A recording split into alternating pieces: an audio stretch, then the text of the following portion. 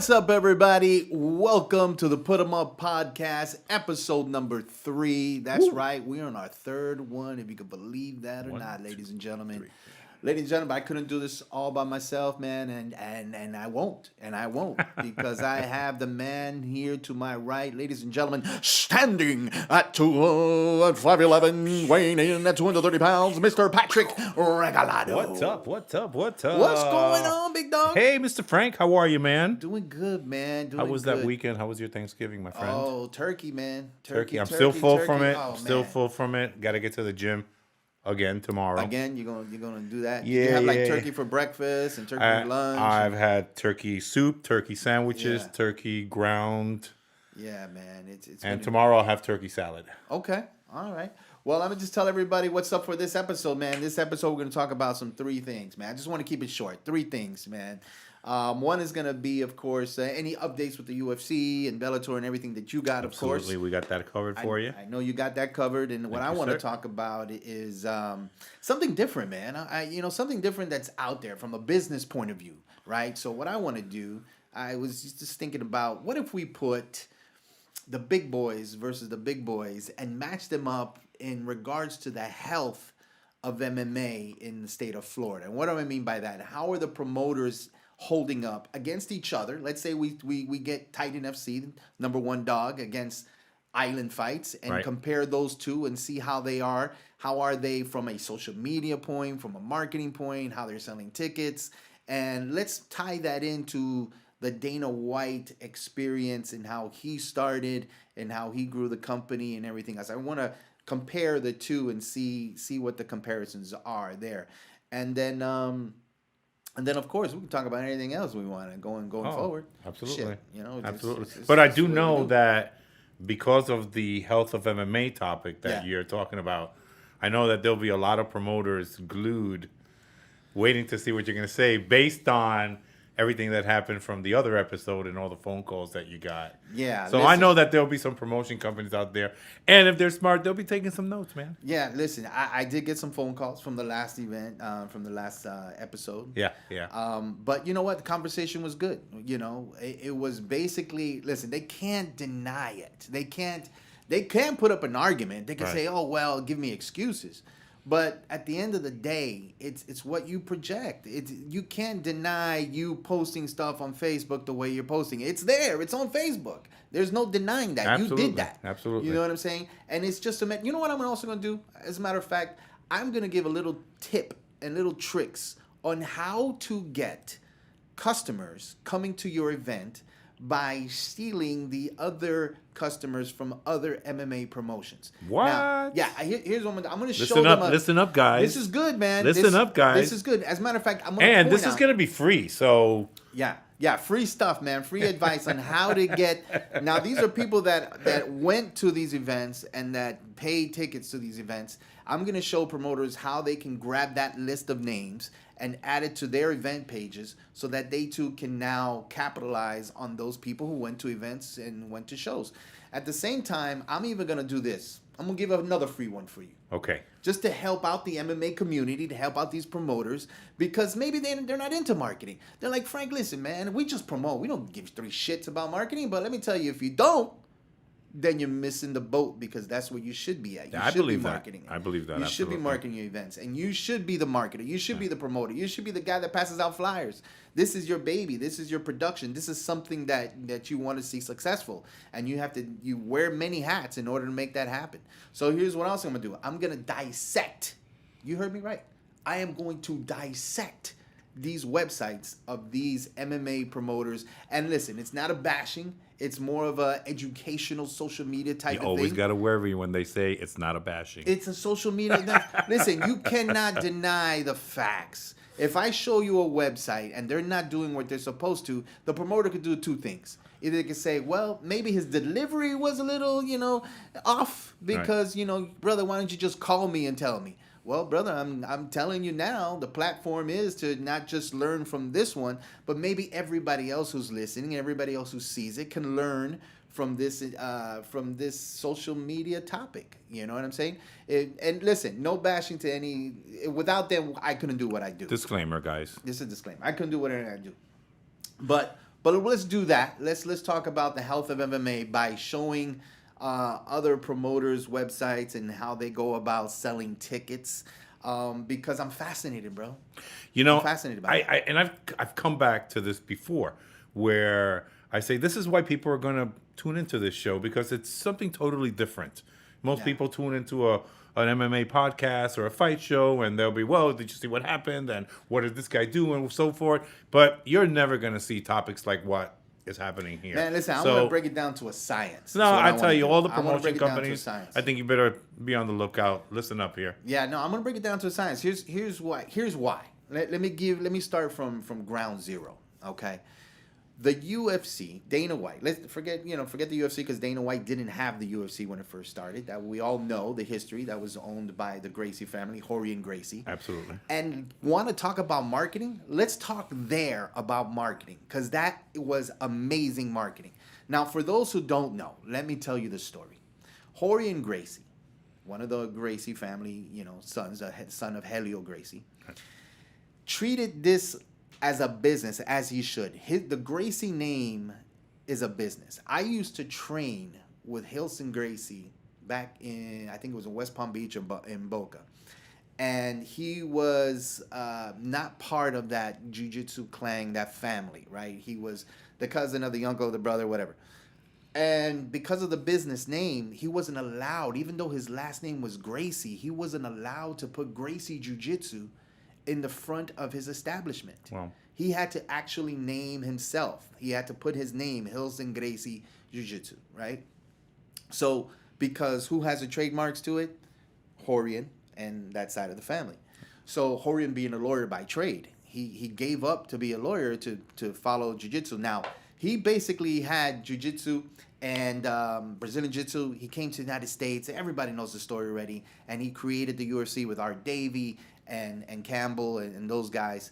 And then when the UFC was created, of course, it was created without, rules and regulations and everything else. But his marketing plan and all he wanted to do was promote his family. All he wanted to do was promote Brazilian Jiu-Jitsu to the world. That was his goal. That was his ROO, which is the return on his objective. His objective was to spread jiu-jitsu because he was tired going door to door and garage to garage and school to school. But we got more stuff coming. Let's take this quick break for the commercials. And trust me, you want to hear this story. We'll be right back. We'll be right back.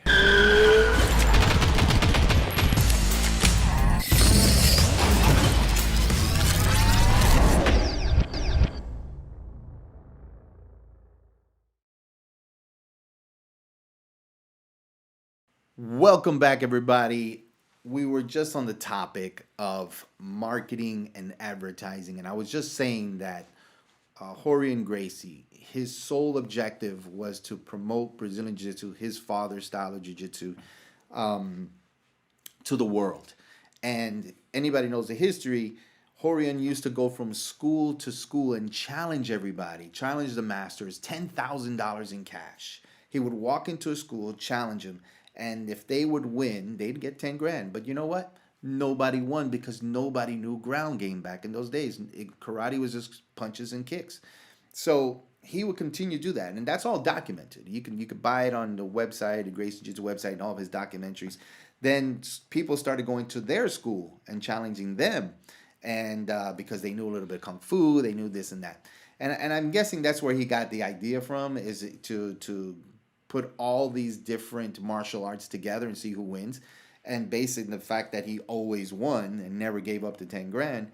But it wasn't getting anywhere. He wasn't getting anywhere. He wasn't reaching the masses. So he met a gentleman by Art Davie, and Art Davie, they both created the UFC along with Mr. Campbell. And Campbell, it was a great story because from what I understand, Campbell had a pay-per-view company. And Campbell right now is the owner of Combate Global. Right. He's dedicated to the Spanish market. But he created the UFC as well, designed the cage and all that good stuff. And the story goes, and I was having lunch with him when I was at a HOF House of Fame event in Jacksonville. And of course, I took the opportunity to ask him all these questions. Sure. But he had a gig. He had a pay-per-view, and he had Andrew Dice Clay the famous comedian, doing a show, and I believe he told me, if I'm quote him correctly, is that based on how he did, he was going to fund the first UFC. So he says, listen, if this guy makes $1 million, I'll put $1 million in, and we'll make the whole show happen.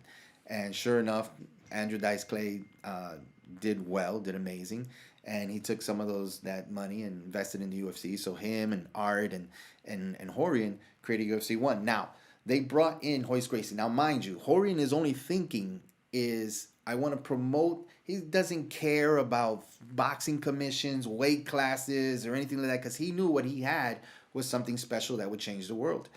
So when he created the UFC, Bill Superfoot Wallace, my right. idol, absolutely, and Kathy Long, they used real martial artists to be the commentators for it. But and then Big John, he was there since number one, right? He's always been there since the first one, Big John McCarthy. And then he also took Gracie Jiu-Jitsu, and he started training in Jiu-Jitsu, so now he knows a little bit about what he was seeing in the cage as time went on. But again, the purpose of the UFC for Rorion Gracie was only to promote his brand. And did he do it? Absolutely. And when he finished, and the world knew about Gracie Jiu-Jitsu, and then the military started training in Brazilian Jiu-Jitsu, and the whole world started training, he then sold it. Right? Mission accomplished. Now it's probably the only school that clocks $1 million in profit every year. Right? So he sold to Dana White. Of course, we all know the story. Right. And then here's why I'm trying to tie in everything from the health of Florida, comparing it to MMA and Dana White. Right? So then Dana White buys the UFC from Rorion for like $1.2 million. Right? And now Dana's like, wait a minute, you're banned in every state. I mean, this is illegal in some states. The legislation was after him. Some governors were after. You had politicians that were banning it. Absolutely. Yeah. So Dana White said, hey, no, let's take it to the boxing commission, Nevada Boxing Commission. They took it. They wrote everything. Bam, bam. Before you knew it, there were weight classes, there were title belts, there were weigh-ins, and the whole 9 yards. He created the sport, right? Because it wasn't a sport when Rorion had it. It was just, my style is better than your style. There were boxers that would come in with just one glove to beat up on Royce Gracie, which is amazing because Royce Gracie was picked because there was nobody else, really. I mean, Renzo Gracie was doing his thing. Rickson Gracie, who is the number one Gracie Jiu-Jitsu guy, in my opinion, was doing shows in Japan. So Rorion took Royce because Royce was actually babysitting while he was in the United States, and he was like, hey, listen, bro, little bro, come on here, I got a job for you. And so if you look at the UFC, this is amazing. If you look at UFC 1 and you hear the crowd reaction, it's all boos. If you listen to UFC 2, it's all boos with a slight little bit of clapping. You see them coming along a little bit. If you listen to UFC 3, when Royce Gracie hits the ground in any fight, it's now, holy crap, he's going to win, and they start cheering. Right. It took them 3 shows to turn everybody's mentality on Brazilian Jiu-Jitsu works, because it's a proven battleground. It works, right? So that's it. Rorion said, you know what? I'm selling it. Did my purpose, made my million, right? Dana White comes in, and now it's his turn to promote the UFC. Right. What was his purpose to promote the UFC? It wasn't to, hey, I have a family art that I want to share to the world. No, absolutely not. It was, I have a company that I just bought now, like any other company, and I got to make sure it's successful. Right. I got to put on shows now. I'm redoing everything with classes and weight classes and everything else. But now it's just a product. Now it's a product. Now I have to sell the product. And what his product is really entertainment. If you ask him back in those days, he says, listen, it's not a fight game for me. It's about entertainment. So now he has to market it differently. So the story goes that every year he would fail. Every year, thank God for the Faitosa brothers, who was their high school buddies from when they were kids. They are owners of some casinos. And he would ask his buddy for $1 million, and they would be like, "Okay, Dana, here's $1 million. Go do your thing with the UFC." And And of course, he would take that and he would fail. $1 million. So I'm thinking, wait a minute. Florida MMA promoters. Right. I don't know anybody who's getting $1 million and saying, hey, here you go. If they are, God bless them. But, I'm going to go with the fact that they're not. They're probably not. They're probably not. So after 10 years, I believe it was, $10 million later, Dana White's like, I'm giving up. That's it. We got to sell this because we're losing money. Now, that's Dana White back then. Right. No TV, no streaming, no nothing. Compare that to what's going on today. Promoters who are doing shows with no TV, no streaming, no nothing. How in the world are they making money? Well, I think, first of all, the UFC... Because Dana White's already proven it. Right, well, He's proven it you can't make money. It's a different time. It's a different time. Dana White was back then. These promoters are now. Dana White laid the platform for them. Yeah. And they go out running. Yeah. Well, you know what? I wanna rebuttal that for a second. Okay. But you know when I'm gonna do it? After a commercial break? Right after this main commercial, brother. Pay. I'm telling you right now, more bills to pay. I want to see our bills because I want to see how many bills we got to pay. Damn. I know. That's too many damn commercials. But tell you what, we're going to talk about this. We'll be right I'm back. telling you, you're not going to want to miss this. We'll be right back.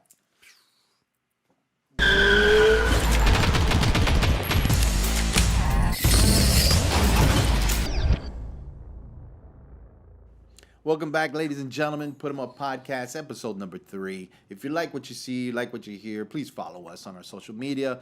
Putemuppodcast.com, Putemup Podcast on Instagram, Putemup Podcast on Facebook. You name it, just follow us. Absolutely. And check out PFC.